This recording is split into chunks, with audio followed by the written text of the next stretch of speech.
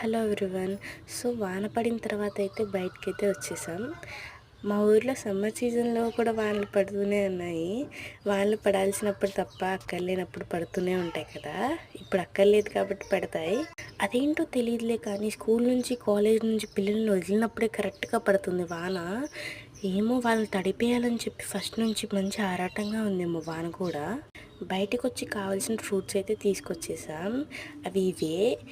ఈ ఫ్రూట్స్ని ఏమంటారు నాకు తెలీదు. కొంతమంది ఏమో షుగర్ కోసం వాడతారు అంటారు, కొంతమంది ఏమో ఈతకాయలు అంటున్నారు. మరి మీకు తెలిస్తే కామెంట్స్లో పెట్టండి.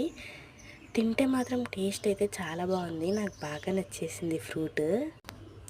కానీ ఒక్కరోజే కనపడింది మార్కెట్లో, మళ్ళీ తెల్లారి వెళ్తే అస్సలు కనపడలేదు. ఇంకా దాంతోపాటు మన నేరేడుకాయలు కూడా తెచ్చేసాం.